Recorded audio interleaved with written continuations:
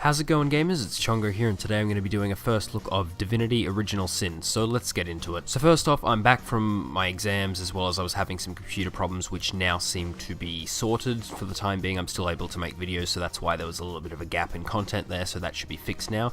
So basically, getting into this game, this is all what I've been playing when my computer wasn't, stuffing up. So this game is an RPG, you can probably tell that just by looking at it, and it's really fun. So far I've played over 30 hours of the game, and I'm really enjoying it, and it's basically just one of those games, once you start playing, you don't want to stop. It's really enjoyable. So some people have been referring to this game as like a modern day Baldur's Gate, but I never played those games when I was younger, so I can't really say if it's exactly like that or what's really different from then. All I can say is I really am enjoying this game. So first off, it is an RPG, and it's one thing that I sort of find with RPGs is every now and then you sort of just get a little bit bored with it. There's not really, that much interaction or that much, enticement to keep playing. However, with this game, I find pretty much everything I'm doing is enjoyable. Whether I'm, acquiring new gear, like bartering with shopkeepers, or fighting enemies, stealing paintings to sell for gold for more gear, just all these kind of things that you can do in the game that make it that more interesting, and the fact that it feels more open than all these really massive open world games in the sense that everyone can be talked to. You can interact with anyone, you can, attack anything, you can break a quest by killing certain people, or change up a way a story's meant to happen by accidentally convicting someone who was innocent, and just all these little choices that you can make that make the game feel, more alive. So in Divinity Original Sin, it has turn-based combat, which at first I didn't think I would like, but it's actually really fun. It is a little bit slower, as you'd probably expect with something that's turn-based, but it's really cool to think that, once you have your one move, you have to wait until the enemies have had their turn, so you need to put a thought into what you're going to do, otherwise you could stuff up and result in you dying or being stunned or anything like that. There's also interactions with the environment in this game, and I mean more so than just, walking on fire and that's, gonna hurt you, in the sense that when you're actually in a battle, this is when it mainly takes place, as well as you can do this outside of battles.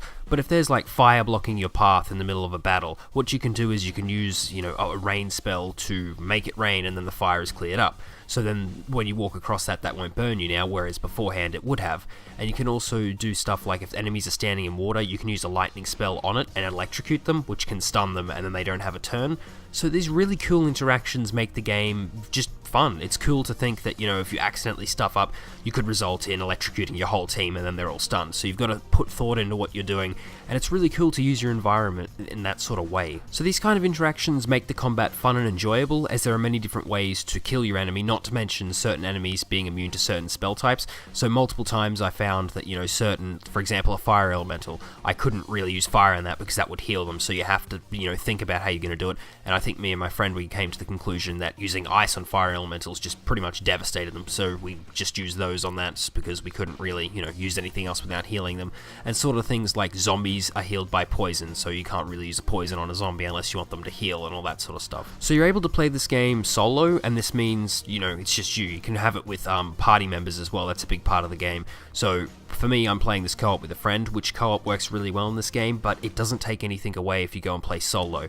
So the way the game works is you can just play with two people and have no party members, or you can get, a party member, and then you can either control all of them if you're by yourself, or you and your friend can, have one party member each that you use, or, any version of those. So it's really cool to have, a full team of 4 as opposed to 2, because when you do run into enemies, you're not going to run into 2 of them. It's usually going to be like 5 or 6, or sometimes in extreme cases like maybe 8 or 10. So you got to, work out what kind of moves and who's the bigger threat in the fight and take them out early, or stun people, freeze them, all that kind of stuff. So I recommend this game to anyone who's been looking at it and seems like it's slightly interested, even if you just wait to a sale, or if you really can't wait, buy it because you won't regret it. If you're looking for a game like this where, you can interact with the environment, the combat's fun, and it's just a fun RPG to play, this is definitely the game for you, especially if you've got a friend who you want to, experience a game like this with.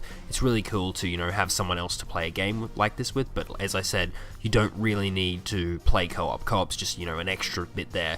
You can just play this completely solo and have, a really fun experience. So this brings me to the end of my Divinity Original Sin first look. I hope you enjoyed it. If you did, give it a like, and if you've got any comments about this video or anything like that, put it down below, and if you want to join the GamerHood, just subscribe. Anyway, I'll see you guys next time.